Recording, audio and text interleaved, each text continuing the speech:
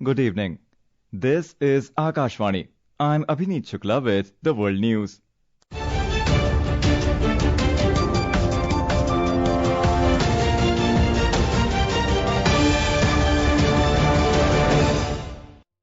The headlines. India says trade pact with United States will unlock new opportunities for MSMEs, entrepreneurs, skilled workers and industry. Ukraine and Russia hold second round of US brokered talks in Abu Dhabi to explore end to four-year conflict. US witnesses rallies across 25 cities over persecution of minority communities in Bangladesh. In Asian Rifle and Pistol Shooting Championship, Asia Singh wins gold in 10-meter air pistol individual event in Delhi, also clinches gold in team event along with Manu Bhakar and Suruchi Singh. And India entered the final of Under-19 Cricket World Cup beating Afghanistan by 7 wickets at Harare.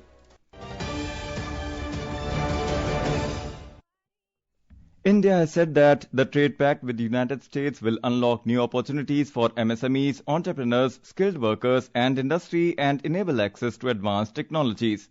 Making a statement in the Rajya Sabha today, Commerce and Industry Minister Piyush Goyal said the government has taken care of sensitive sector like fertilizer and agriculture in the India-US trade deal. यह समझौता भारतीय निर्यातकों को विशेष रूप से This agreement also provides significant comparative advantages to Indian exporters, particularly in labor-intensive and manufacturing sectors. I would like to reiterate before this August House that government has taken full care of India's key sensitivities in the fertilizer and agriculture sectors. This partnership will open up new opportunities for micro, small and medium enterprises, entrepreneurs, skilled workers and industries. और उद्योग के लिए नए अवसर खोलेगी. Mr. Goyal said the deal will act as a catalyst to strengthen manufacturing, expand employment opportunities and propel economic growth while unlocking new business avenues for both the nations. Prime Minister Narendra Modi will pay an official visit to Malaysia from 7th to 8th of this month at the invitation of his Malaysian counterpart Anwar Ibrahim. The External Affairs Ministry said during the visit, Prime Minister will hold bilateral discussions with the Malaysian Prime Minister. This will be the first visit of Prime Minister Modi to Malaysia after elevation of India-Malaysia bilateral relationship to a comprehensive strategic partnership in August 2024. India has stressed the need to strengthen its partnership with the United Nations Development Programme, highlighting 6 decades of collaboration. Addressing the UNDP Executive Board session, India's permanent representative ambassador Pavathaneni Harish said, the partnership has been crucial in areas such as poverty eradication, climate resilience, sustainable development goals that is SDG localization and South-South cooperation. India has said social justice is central to country's vision of Viksit Bharat 2047. Minister of State for Women and Child Development Savitri Thakur stated this at the 64th session of the UN Commission for Social Development in New York. Ms. Thakur noted that India's vision of Viksit Bharat 2047 places dignity, equity and opportunity at the core of governance, reflecting the philosophy of Sabka Saath, Sabka Vikas. Ukrainian and Russian negotiators began a second round of US brokered talks in Abu Dhabi today, aimed at exploring a possible end to four-year conflict. The two-day trilateral meeting brings together Ukrainian, Russian and US officials in a fresh attempt to halt Europe's biggest conflict since World War II, which has killed hundreds of thousands, displaced millions and devastated much of eastern and southern Ukraine. Ukrainian side is led by National Security and Defense Council Secretary Rustem Umerov. The Russian delegation is led by Military Intelligence Chief Igor Kostikov. The US has sent envoys, including Steve Witkoff and Jared Kushner, to facilitate the discussions. The United States and Iran are set to hold talks in Oman on Friday after Tehran sought a change of venue from Turkey to ensure negotiations remain strictly focused on its nuclear program.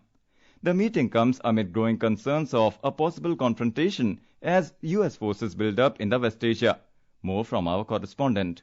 Iran has chosen Oman as its venue for the latest nuclear talks, continuing previous negotiations. The move avoids Turkey, keeping the focus strictly on Tehran's nuclear program and steering clear of issues like its ballistic missiles. Iran has called its missile program a red line, while Washington wants to include broader regional security concerns. United States President Donald Trump has warned that bad things could happen if no deal is reached. U.S. Special Envoy Steve Witkoff and Iranian Foreign Minister Abbas Araghchi are expected to attend, with Jared Kushner also likely to take part. Previous nuclear talks in Oman in 2025, mediated by Muscat, helped narrow differences over Tehran's nuclear program, though key disagreements remained. This is Vinod Kumar for World News from Dubai. The United States is today hosting the inaugural Critical Minerals Ministerial in Washington, D.C., bringing together delegations from over 50 countries to advance collaboration on securing and diversifying global critical mineral supply chains.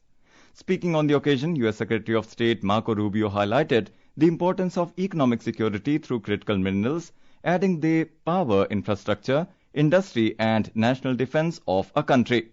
He called for the need for allies to come together, not only for rectifying the mistakes of past, but to pool in collective talent and innovation to ensure diversity and affordability in supply chains. This is Akashvani. You are listening to World News.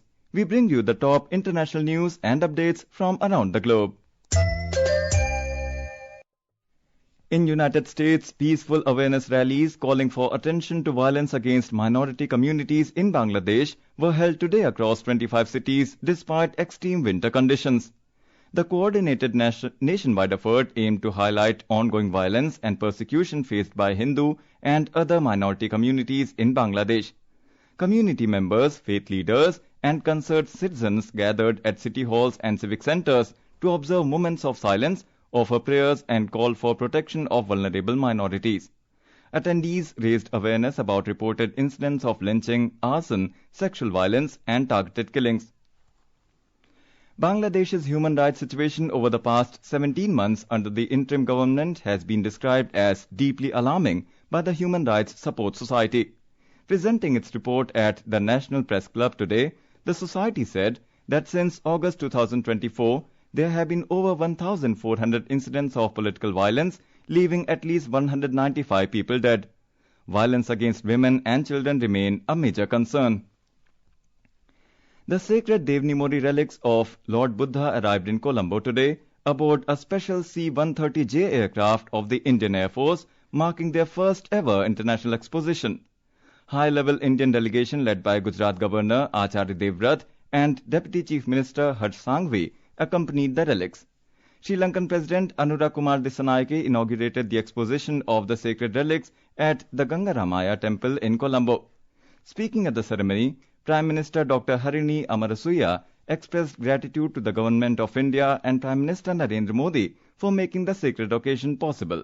We consider it a great blessing of great importance to us as Sri Lankans and to give our people this opportunity to worship the relics and receive the blessings from witnessing these relics. That's a huge honor and a tremendous opportunity for our people. So I really appreciate this gesture by the Indian government, by Prime Minister Modi, for taking these relics out for the first time to Sri Lanka and giving this opportunity to us. Olympian Isha Singh clinched a gold medal in the final of women's individual 10-meter air pistol event at the Dr. Karni Singh shooting range in Delhi on the opening day of Asian Rifle and Pistol Championship. The trio of Isha, Olympic medalist Manu Bhakar and Suruchi Singh also won the yellow medal in women's team 10-meter air pistol event. In cricket, India entered the final of Under-19 ODI Cricket World Cup, defeating Afghanistan by 7 wickets in the second semi-final match at Harare in Zimbabwe today. India will now lock horns with England in the summit clash on Friday. And now before we close, here are the highlights of the bulletin. India says trade pact with United States will unlock new opportunities for MSMEs, entrepreneurs, skilled workers and industry. Ukraine and Russia hold second round of US brokered talks in Abu Dhabi to explore end to 4-year conflict. US witnesses rallies across 25 cities over persecution of minority communities in Bangladesh. In Asian Rifle and Pistol Shooting Championship, Isha Singh wins gold in 10-meter air pistol individual event in Delhi, also clinches gold in team event along with Manu Bhakar and Suruchi Singh. And India entered the final of Under-19 Cricket World Cup, beating Afghanistan by 7 wickets at Harare. And that concludes tonight's World News Bulletin.